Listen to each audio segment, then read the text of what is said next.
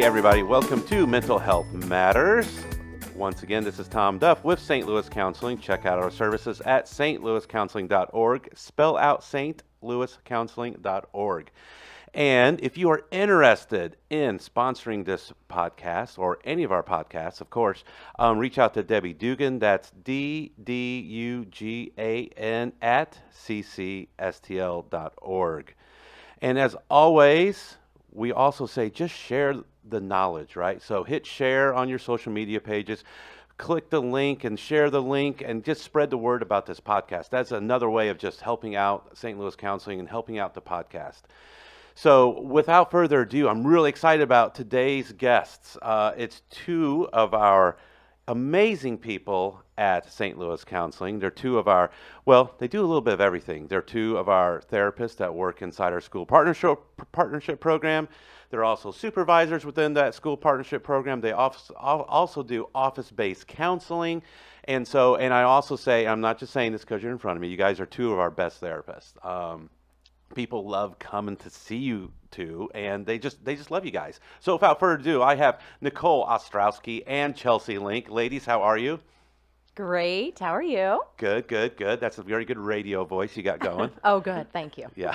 I practiced. Good. Doing well, Tom. Thank you. How are you? I am good. Now, first of all, Chelsea, who just got done saying hello there, the other day we talked for like an hour in my office just about some work stuff here and there. And then that evening I see you on the local news about a skating rink in your backyard. And I'm like, what the heck? You had Steve Harris at your house. Steve Harris, hashtag Steve Harris from KMOV. And I'm like, wow, she's on TV. You didn't tell me that was going to happen. Yeah, no, I didn't tell anyone. Yeah. It was pretty cool. If you didn't see the story, your husband built a ice rink in our backyard for our 5-year-old, Max. Yeah, so he basically gets to, when it's cold out anyway, you freeze the water and he gets to skate around. Pretty cool. Yep. So this is actually the second famous thing you've done this month, right? You know, the first one was absolutely. On that. Yeah. I'm kind of like a local celebrity right now, right? Yeah, exactly. And you're a Cubs fan. And I'm a Cubs fan. Yeah. Now, Nicole, you're not a Cubs fan, but that's okay. Yeah, I'm not. Because you're from the East Coast, even. I'm from the East Coast, and I just really follow whatever team suits my fancy. So right now it's the Cardinals because my husband's a Cardinals fan, and I feel, like I need to. Like you support. Yeah, I need to be like this supportive, wonderful wife that I am. So that's what I do. Now, can you, since you're from the East Coast, do you still have certain words that sound very East Coast-ish? So not an accent, but my husband makes fun of me for some of the words that I say. So like you all say like shopping cart and I call it a carriage. Oh. And so my husband's like, oh, you're going to put a baby in that, Sounds like a good dad joke right there. Right, exactly. Yeah. Mm-hmm. Or I say sneakers and what he calls them running shoes. I call them think tennis shoes. Yeah. Or tennis shoes. Tennis That's shoes. what it is. Yeah. Tennis shoes. You call them sneakers. And I call them sneakers. And we do kind of get in a little bit of a fight with the kids. And I tell them like, no, Max, these are, by the way, Chelsea and I both have Maxes that are both 5. So both of our 5-year-olds are named Max. Same age. Way to confuse you today. Yeah. Max, Chelsea. Yeah. Okay. Yeah. But I always try to have my kids say the words that I use. So instead of saying like tennis shoes, I'll tell him, no, those are sneakers. And then he'll say, well, Daddy says they're tennis shoes. And then we go do this back and forth. And you're talking, just have that accent. You got to have the accent. You still got to have a little bit, right? I don't know. Say something like you would say from the East Coast. Get out of my way. Well, that's just rude. I wouldn't say there's an accent in there. Well, you said say something that I would say on the East Coast. There's so many people on the East Coast. Yeah. That's what made, I like that. I was really like hoping your inner Snooki would come out. Oh. She is not from New Jersey, I will have you know. Oh, well. Sound a little envious there. You're from Jersey, right? I'm from New Jersey, yes. Yeah. Mm-hmm. Okay. Any mafia connections? Not that I'm aware of. Okay. Her last name's Ostrowski. Married name. Married name, yeah. Mm-hmm. Yeah. Witness relocation. Right. I think it's all coming together, Yeah. right? So, okay. So you guys are therapists, right? Therapists at heart and everything. I say it about myself, but I get further and further away from that in my career. But you guys are still like day in and day out, you're doing therapy, right? And you guys came to the agency, part of the school partnership program. So, a little bit today I wanted to talk about okay, so growing up, and depending what age you are, if you're listening to this, like there wasn't a clinical therapist inside of school. You might have your school guidance counselor, and then sometimes they're handling anything that pops up. And there's still a lot of schools like that has that component, and that person who's maybe covering a little bit of everything. But you guys are actual clinical therapists that go inside of schools that are meeting with kids. So what does that look like? What does that for someone who doesn't understand that, so maybe start first, like why is there a need inside a school to have a counselor? Well, I think for me, the reason that we're there is really to provide services that kids would not have access to outside in the community, either due to schedules or transportation or financial concerns. There's so many reasons that there's so many barriers to counseling. So I really think that we break down those barriers and meet the kids where they are to provide them with some services. I also think in being in the school where we become a part of the school culture. And so that also breaks down the stigma of receiving therapy.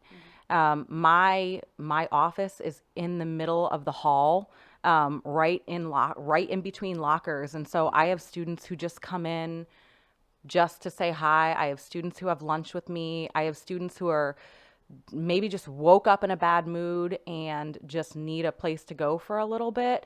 And so it's becoming less stigmatized to come see me because I'm just there as a support.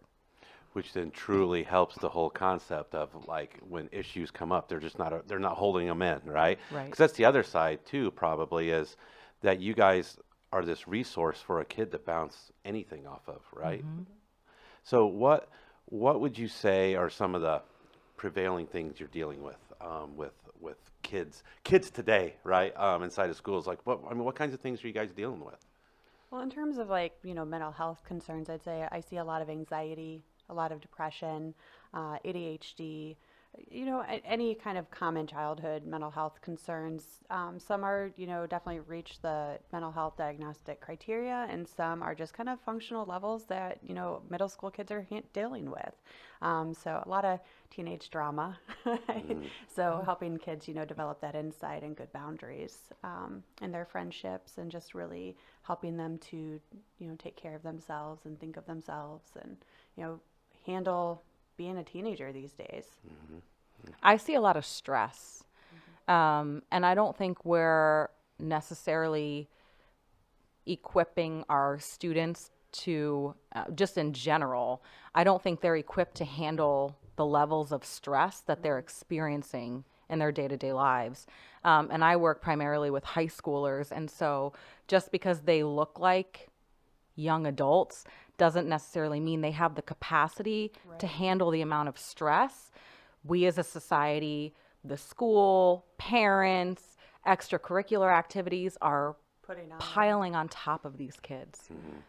Yeah, so when you think about that, right, and I mean from your guys' perspective, what is, like you hear the question a lot, are kids today more stressed out and they have more anxiety, young adults as well too, right? You guys feel there's some truth to that? Well, I think it's kind of two-sided. I think that we're more aware, we're more cognizant of the concerns that our children face.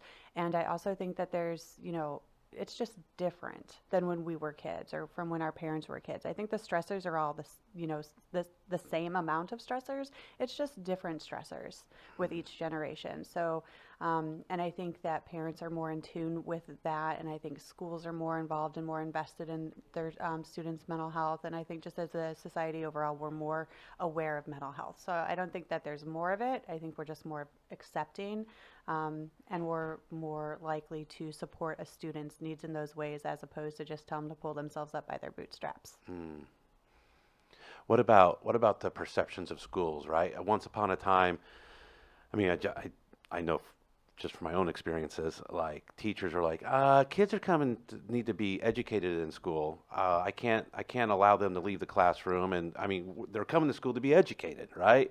So how do you think that continuum of now of maybe acceptance with like, okay, they can go, feel like I'm hoarding this conversation. Well, it's okay I because have you're a that Cubs tendency. fan. Yeah. Right. I would say that teachers and principals and schools are more aware, not only in terms of, mental health needs, but also just like the hierarchy of needs and meeting, every student's hierarchy is going to be different, and it's going to be different just school to school and even just within the school, student to student. So I think that,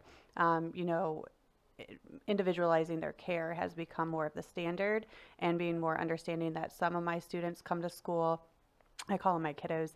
They come to school and, some of them need to like rest, and some of my kids come in and I have food for them. And, we sit down and we do a meditation before they go to class. Or some of my students, I commonly say this in supervisions, like sometimes I just sit there and I'm just like, petting a student, just helping calm them down, getting them through their morning. So I think that if we're meeting their hierarchy of needs, then they go to class prepared to learn. It's not just paper and pencils that students need. They also need to be emotionally in a space to be able to learn. And I'm really happy to say that the school that I work in and the teachers that I work with and the staff that is there are really supportive of that. And in kind, I also don't take them out of, when they have a lab or when they have a test or when they have a benchmark. But I think that the teachers are really grateful that I'm taking a dysregulated student and sending back a student who's ready to learn. Dysregulated. Explain that. Either one of you. Yeah. You said it. You said it. You explain it. For our listeners out there, Right. but explain that because I think Sure. that's A pretty hot term. well, it's a hot buzzword. term, but it makes a lot of sense for people when they put it in perspective. Sure. Well, dysregulated looks different for everyone, but just basically not able to. If you're like in a, let's say, just a classroom setting, and you're dysregulated, you could be, just emotionally overwhelmed. So you could be, having really random thoughts kind of popping in through your mind, or you could be really distracted in your body and not able to sit still. You could be worrying about something that happened this morning, or worried about what's going to happen at lunch. So I think dysregulated just has an emotional component where you're not able to focus on the task at hand. So when, I see kids come in dysregulated, and I see them leave dysregulated because they're not, they're going back into an unknown situation. So I think, giving them the skills to help support themselves and be more resilient is really beneficial for them. So that's what I really try to do, especially with the middle school kids. So yeah, I think dysregulated just has this emotional component. We're not able to focus on the task at hand because you have other things that are going on. I felt dysregulated this morning. So. It happens, right? Yeah. It does, yeah. What about when schools, well, let me ask you this perspective from trauma, right? The concept of trauma and schools' acceptance well, let me ask you first, your guys' understanding of trauma, and what does that mean? So if someone's listening, because a lot of times people hear the word trauma, they think emergency room, physical health issues, trauma, right? But from our perspective in understanding trauma and working with individuals, what's your take on it? Well, I think trauma can be anything that a person perceives as threatening. And so, we know that everyone's perception of trauma is different. And so two people may have experienced the same life-altering, life-threatening situation, but they both respond or react differently to it. And so from a school perspective then, we've seen a trend in schools understanding that about kids, but practices that schools are doing, what have you guys seen where they're willing to work with kids that may have a trauma history?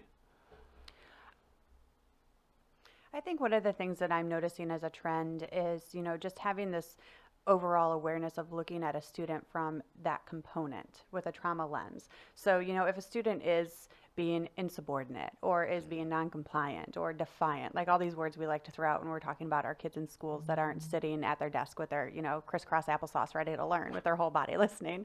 I think we're taking that stigma away, and they're looking at what does this student need. as opposed to what am I doing wrong or why isn't the student, it's like more of looking at the students like, what do they need right now? So I think that schools are taking that approach, and I'm seeing that in their classroom management and also in the support from their counselors and their administration in my school. So I'm really happy to see that. I see it just in the overall way teachers, staff, faculty engage with students, specifically the way they speak to them. Because I often see the number one trigger for a trauma reaction in a school is a student feeling like they're being attacked or yelled at or they're doing something wrong, and then that creates this big outburst. And so kind of what I've done at my school is individually speaking with teachers who I know maybe are triggering a student and kind of coaching them through better ways to redirect whatever behavior they want to stop. Nice. So, and sometimes I like to switch gears rapidly, right? But why did you guys become clinicians? Why did you guys become therapists? So when I was about 12 years old, I watched Silence of the Lambs. Oh well. And I decided I wanted to be Clarice. I needed to write some of this down. Okay. I wanted to become a clinical psychologist, and that was just kind of what I decided. And, throughout my adolescence, I was always kind of the friend that was a really good reflective listener and, gave good advice, from a, teenager standpoint. And, I think that I just always knew that was my passion and what I wanted to do. Okay, so you kind of figured it out kind of early. Yeah. Through Thanks, Hollywood. Silence of the Lambs. Yeah, exactly. I did not figure it out early. I really wanted to do disaster relief, and I'm quite passionate about environmental issues. And so I knew that I wanted to do something in that avenue. So when I got my master's degree, I actually got my master's degree in macro social work. Really? So I avoided all clinical courses whatsoever because I did not want to do that. And I remember being placed at the Red Cross and I was bored out of my mind. And I was like waiting and like secretly, wrongly hoping for some kind of disaster so that I had something to do, and it never happened. And so I just, every job I took got a little more clinical and clinical and clinical. And then I met my husband, and he was a teacher. And it was really, really hard in the summer going to work. And then him just like laying in bed and being like, I've still got 74 more days left of this weekend. And I was like, yeah, this isn't going to work. Yeah, not so much. Not so much. So I made the transition to school. Clinical Working that work. school calendar. Yeah. So you guys, and this is one of the other things I really wanted to get in today as well too, not only hearing about the amazing work you guys are doing with individuals and families in our region, our communities here, but also the concept, you guys are both moms, right? Yep. Smaller kids even. 4 times over. Yeah. 4 kids under 5? 4 kids under 5. My oldest just turned 5. Oh my goodness. Bless you. Bless you. Thank you. But yeah, I mean, so kind of talking some stuff about being a mom and a full-time working mom as well too, who, the world of counseling, for those of you that don't do that, I mean, that's an emotional job. I mean, it pulls on your heartstrings, and you're hearing a lot of stories. A lot of times I say we're in the business of other people's issues or challenges, right? And so, you spend your days helping others, right? And then you're also trying to be a mom. So, like, I think it's kind of interesting to hear maybe some of your perspectives on that pull between home and momhood and work, because you're both very talented clinicians as well too. So what's that like on a daily basis? I mean, how does that feel? I think the most exhausting part of it all is the being needed almost 24/7. Like when I go to work, I'm needed and I need to talk to you right now, which I love, and that's my job and that's what I'm there for. And then when I get home, I'm needed Like my daughter can't even like go to the bathroom without me. She's like, I need you. And I'm like, but you can do this on your own. She's 3. The world of potty training, right? Right. Mhm. But the constant need is exhausting sometimes. A lot of times. And yeah, it is an interesting perspective because even the same words are being used to you. So Yeah. it's not even really framed differently No. in a lot of ways. So how do you manage that? How do you guys manage that pull? Well, I think that the balance really has to be found in the way we practice, So for me, it's having really good firm boundaries with my clients, with my work. I mean, you're my boss, but I have to have boundaries occasionally, and at home as well. So being firm about schedules. One of my favorite terms is being consistently flexible, and so, but making those time frames that I'm available for work, the time that I'm available for work, and when I'm at home, I'm at home. I don't bring notes home. I don't do work from home, things along those lines. And when I'm at work, I don't handle home stuff, and when I'm at the school, I don't do administrative stuff. When I'm doing administrative stuff, I don't do work, school stuff. So just trying to find those times where I can kind of put things in compartments and kind of work out of that framework. Now, that's not to say if there's a crisis, I'm going to ignore it. I have to have that flexible consistency, but just having that boundary, being able to say, sure, I can do this, but I can do it at this time, and if my client says, well, I can't come in at, 3, well, I can come in at 6. Well, I'm done at 6, so this is the time that I'm available. And so having those kinds of boundaries also allows the client to put more worth on the time that they spend with me, and also puts a lot of it just makes my day go better because I have some ability to kind of anticipate and plan and do some preventative work. I think along with boundaries, and I think Chelsea really hit the nail on the head with establishing firm boundaries with all involved. But I try to practice self-care as much as possible. Like I exercise. Really good at it. Yeah. I exercise and I really do make sure that I make time for that. And there are times where I come home from work and I've had a really tough emotional day and I'll say to my husband like, "Hey, I need 30 minutes on the treadmill." And everybody knows that mommy needs those 30 minutes on the treadmill so that I can be 100% when I get off. I also have a pretty long drive home, about 40 minutes. So I really try to make an effort to not talk to anybody on the phone when I'm on my way home. And I've got 40 minutes of just quiet time to do what I want to do in the car. Which is usually just silence. It's pure silence. Yes. I can't believe I heard that today.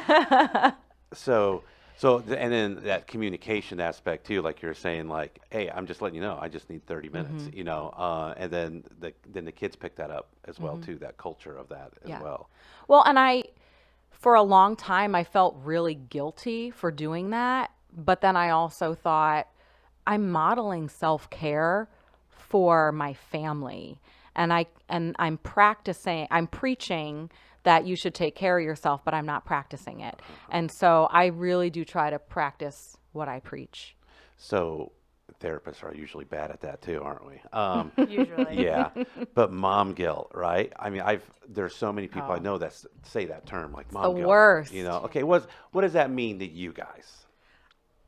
Oh gosh, I don't know. Mommy shaming, mom guilt. Like I don't feel any mom guilt because I know that this is something that I'm meant to do and I love doing it, and I'm also meant to be a mom and I love being a mom, so it just, I don't know, I feel like my work-life balance is pretty on par with what I would want it to be, or what I'm excited, I'm just grateful for it. So I get to go home and be a mom and be a wife, and I also get to come to work and utilize my skills in a different mindset.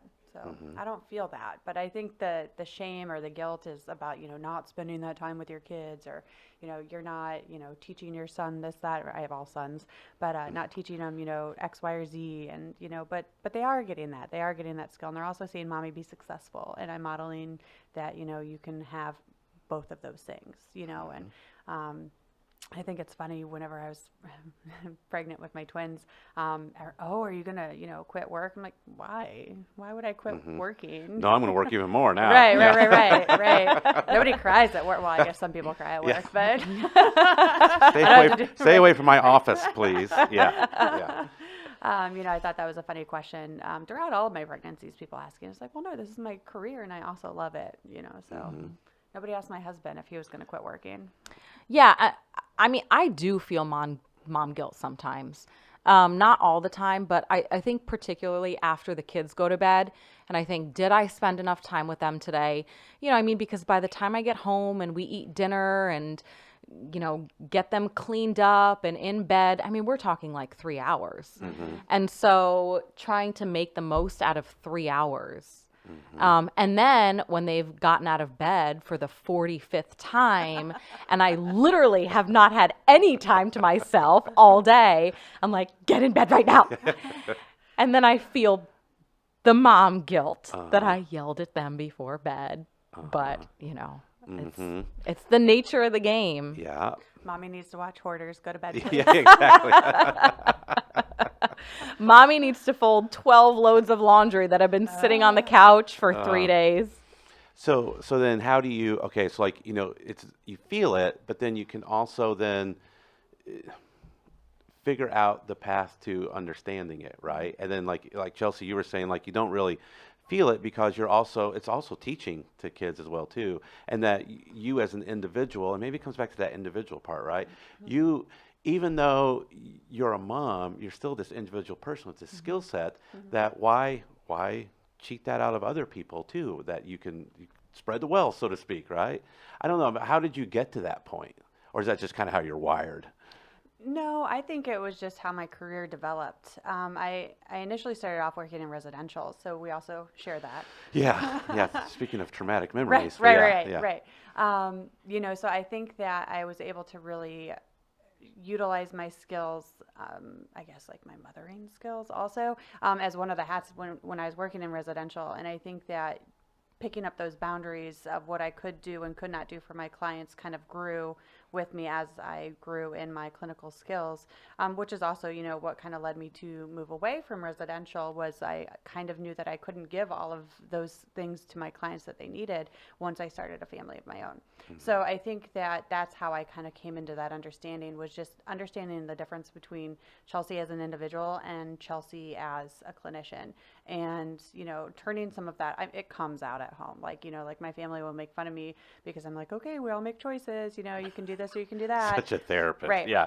Right. Or I tell my son, like, you don't need that. You want that. There's a difference.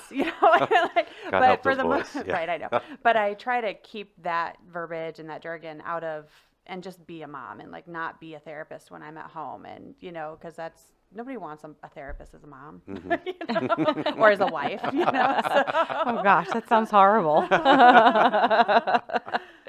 Honey, I don't think we're communicating effectively. Could you use some reflective I statements? Don't you pull that psychobabble on me. Yeah, exactly. Yes. Yeah. Although I will say, and I say this to people a lot, if I am going to go to work and leave my kids in the care of somebody else, then I want my work to be meaningful.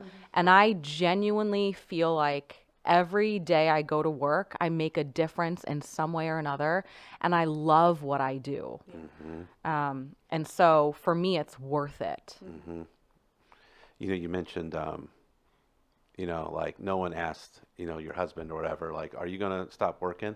Like, how far do you think we're away from people realizing, like, hey, because I've had that too, like, or, because I try to be a non, I guess, stereotypical dad, where I try to be really involved, right? And I'm like involved in all that, and people are like, what are you doing? I get questions like, oh, you're going home to do that, or you're coaching, or you're going to every single activity you can.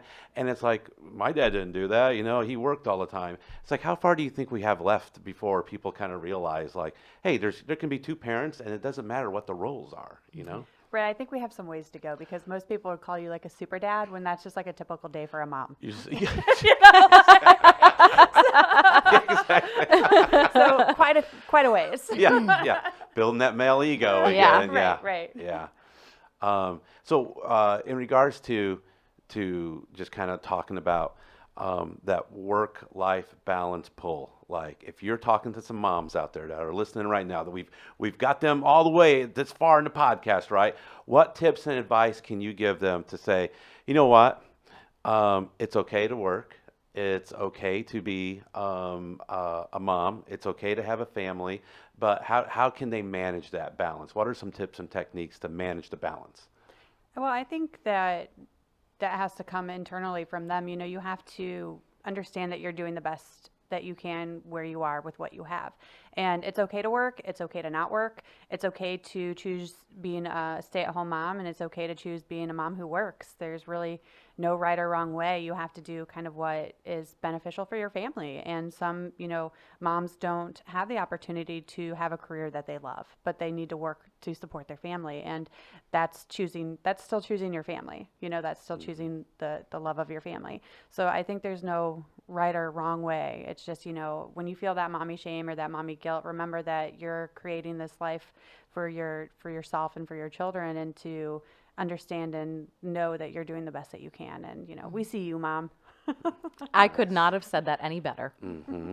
And then something you pointed out too, I think it was Nicole, the communication aspect. I think I go back to that because a lot of times when you look at why sometimes couples come in for counseling, it's because of communication, but actually being open and honest with your significant other, right? About like, hey, you know what? There's going to be days that I want my 30 minutes, and if I do that, that means you need to step up. I think that's important. Absolutely. And my husband and I always say our relationship is not 50-50, and it never has been, because never in our lives are we each going to be giving only 50%, because there's going to be days where, he's not at 50%, maybe he's at 30%, and I need to bump it up to 70%, and vice versa.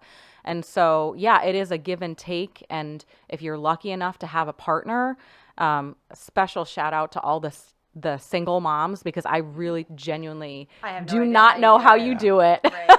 There's no, I have no idea. They are the real unsung heroes, I think. Yeah. Wow. Now, we're going to be wrapping up here in a minute, and we actually have another podcast is going to happen after this. A comedian, TJ Miller. TJ Miller is in the studios here, so I know someone's really excited. I'm pretty pumped. I did ask if you guys had any mom jokes. Dad jokes get all the thing, but no mom jokes, just real life stories about your husbands. Right, right. Just real life stories. You want to share anything about your husbands or anything? No, just kidding. No. Kidding. Sorry, guys. I love you. Yeah. Oh, very nice. No, my husband is wonderful. Awesome. Yes. Awesome.